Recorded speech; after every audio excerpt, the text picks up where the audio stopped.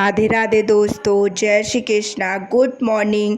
Welcome back to my YouTube channel. दोस्तों, आप लोग कैसे हो?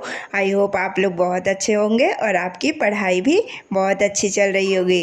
तो अभी मैं नहा धो के पूजा करने के लिए आ गई थी, तो मैंने छत पर पूजा वगैरह किया और फिर अपने लड्डू गोपाल की पूजा की, उनको तैयार किया और फिर मैं तैयार होने लगी लाइब्रेरी के लिए।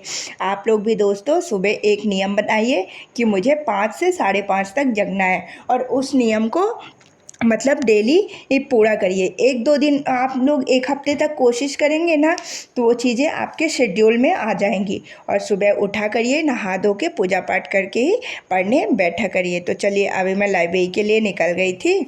मैं लाइब्रेरी में पहुंच गई थी। मैंने बॉटल वगैरह रखा। कल पता है मेरा बॉटल गुम गया, ग्राउंड गई थी ना, तो वहाँ पता नहीं कोई मेरा बॉटल ले गया, तो मेरा बॉटल भी गुम गया है। पर कोई बात नहीं, ये सब तो हम लोग के स्टूडेंट लाइफ में चलता ही रहता है। बॉटल दूसरा आ जाएगा। अभी चलिए हम लोग पढ़ाई लिखाई की बातें करते हैं और पढ़ाई लिखाई स्टार्ट करते हैं दोस्तों। तो आप लोग का इस टाइम पे रिवीजन अच्छे से चल रहा है? आप लोगों ने क्या क्या रिवीजन कर लिया है? कौन कौन से टॉपिक्स सब्जेक्ट वाइज कंप्लीट हो गए हैं? आप लोग कमेंट करके बताइएगा। और क्या आप लोग भी मैं जैसे जैसे टॉपिक बताती जाती हूँ, मेरे साथ अपने भी टॉपिक कंप्लीट करते जाते हैं दोस्तों। यदि आप लोग अपने टॉपिक मेरे साथ कंप्लीट करना चाहते हैं, तो जो टॉपिक जिस सब्जेक्ट का मैं बताती जाऊं, जैसे मेरा वो कंप्लीट हो जाएगा तो मैं आप लोगों से बता दूंगी। तो आप लोग भी कोशिश करिए कि उस दिन वो टॉपिक कंप्लीट हो जाए। ऐसे में क्या होगा कि हम लोग का जल्दी से मतलब सारा चीज़ें कंप्लीट हो जाएंगी। और एक खुशखबरी है कि रेलवे का कैलेंडर जारी हो गया है, मतलब 2025 वाली भी वैकेंसी आ गई है दोस्तों। ये तो अभी 2024 वाली है, इसीलिए हमें अपनी मेहनत को लगातार रखनी है और इस साल 2025 में हमें अपनी सरकारी नौकरी पक्की करनी है। क्योंकि अब मतलब जिसका इसमें नहीं होगा तो नेक्स्ट वैकेंसी में तो आराम से ही हो जाएगा। इसीलिए हमें अपनी पढ़ाई को इतने अच्छे लेवल में ले जानी है कि मतलब ये ना हो कि 1 नंबर से रह गया, 2 नंबर से रह गया, बल्कि ये हो कि जब कट ऑफ आए ना, उससे हमारा 5 से 10 नंबर ऊपर ही रहे और हमें आसानी से नौकरी मिल जाए दोस्तों।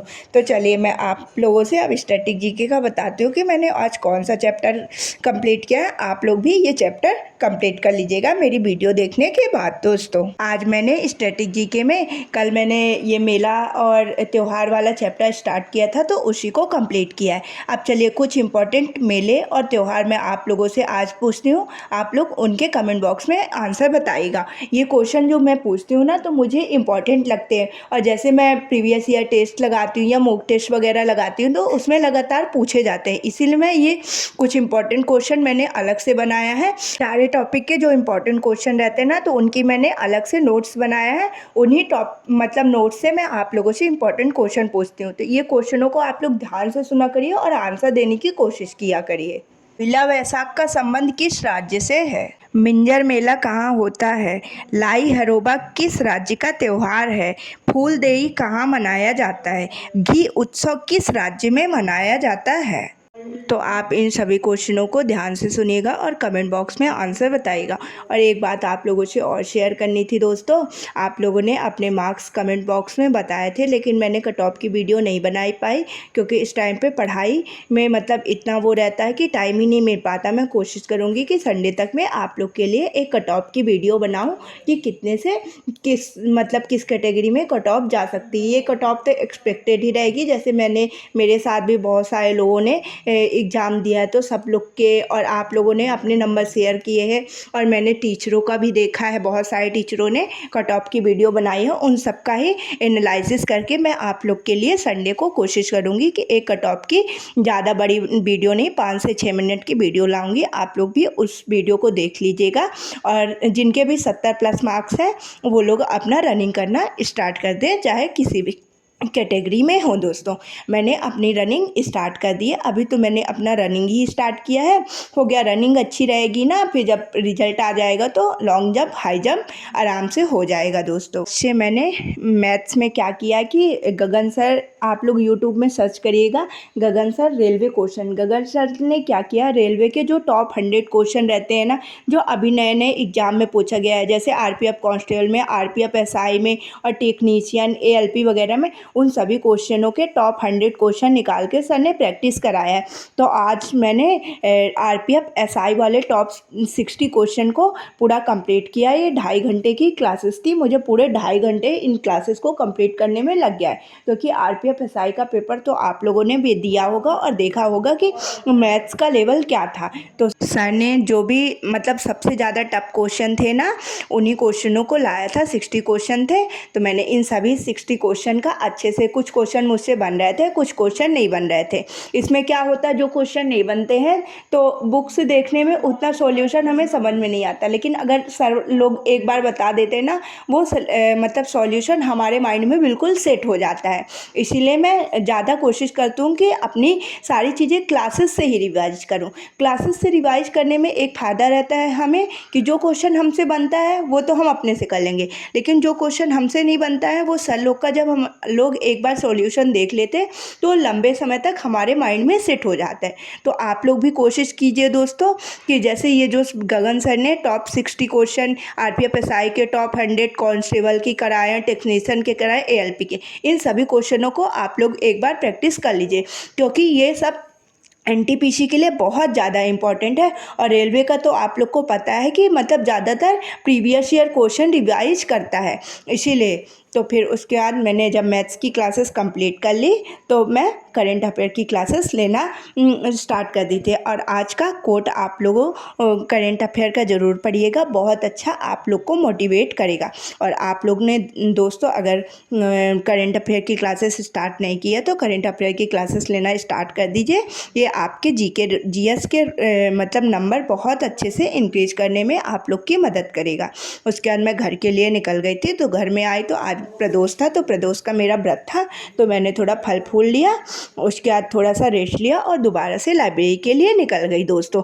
अभी हम लोग को अब इतनी मेहनत करनी है क्योंकि लगातार हमारे सामने वैकेंसी है, लगातार पेपर है। अभी तो यूपी में भी बहुत सारी वैकेंसी आ गई है, यूपी एसआई की भी वैकेंसी आ गई है। तो हमें सभी चीज़ों में फॉर्म फिल करना है, क्योंकि लगभग सिलेबस सभी का सेम है और अपनी सरकारी नौकरी पक्की करनी है दोस्तों। फिर मैं लाइब्रेरी आ गई थी, तो मैंने सेक्शनल मॉक टेस्ट दिया। इस टाइम पे मैं मैथ्स का सेक्शनल मॉक टेस्ट देती हूँ। सुबह टाइम मैं क्या करती हूँ कि जैसे जो चैप्टर के मेरे क्वेश्चन नहीं बनते हैं उन चैप्टरों को मैं पढ़ती हूँ और उसके बाद सेक्शनल मॉक टेस्ट देती हूँ। सेक्शनल मॉक टेस्ट में नंबर इंक्रीज करने का सबसे सही तरीका है, जैसे हम लोग सेक्शनल मॉक टेस्ट देते हैं और उसमें जिस टॉपिक का क्वेश्चन नहीं बनता है उस टॉपिक को आप नोट कर लीजिए साइड में कि इस टॉपिक के हमसे क्वेश्चन नहीं बन रहे हैं। उस टॉपिक को आप एक बार अच्छे से कंप्लीट कीजिए और इतने अच्छे से प्रैक्टिस कीजिए कि जब दोबारा आप सेक्शनल मॉक टेस्ट दें या फुल लेंथ मॉक टेस्ट दें या प्रीवियस ईयर पेपर लगाएं तो उस टॉपिक के क्वेश्चन आपसे अच्छे से बनने चाहिए। उस टॉपिक के कितने भी टफेस्ट क्वेश्चन हो आपसे छूटने नहीं चाहिए। इस तरह से उस टॉपिक को हमें कंप्लीट करना है दोस्तों।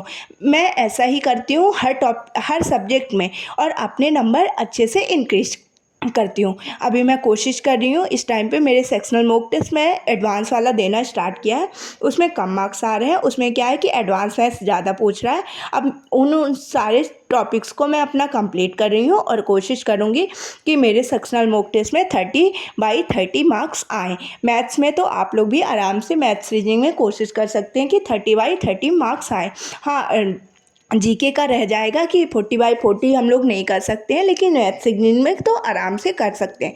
उसके बाद मैंने प्रैक्टिस सेट की क्लासेस लेना स्टार्ट कर दिया था दोस्तों।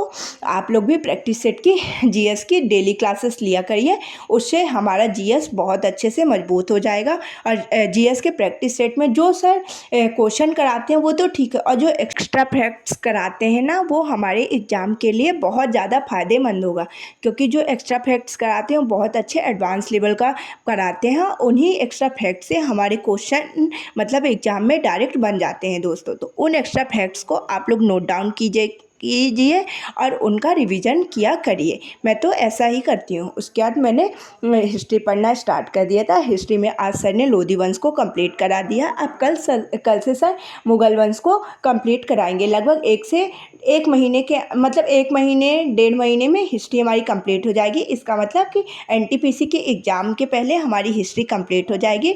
और हिस्ट्री जब हमारी कंप्लीट हो जाएगी, यदि हम नवीन सर से पढ़ के हिस्ट्री कंप्लीट किया ना हमने, तो हमारे एग्ज़ाम में एक भी क्वेश्चन नहीं रहेंगे दोस्तों, बचेंगे, मतलब सारे क्वेश्चन हम लोगों से आराम से बन जाएंगे। इसीलिए मैं आप लोगों से बार बार बोलती हूँ कि आप लोग हिस्ट्री की क्लासेस नवीन सर से ले लीजिए। उसके बाद मैंने रीजनिंग का प्रैक्टिस सेट लेना स्टार्ट कर दिया था। इस टाइम पे मैं रीजनिंग की भी प्रैक्टिस सेट लेती हूँ, क्योंकि जैसे मैंने RPF कांस्टेबल का एग्ज़ाम दिया था ना, उसमें मेरे 3 क्वेश्चन रीजनिंग से गलत हो रहे हैं।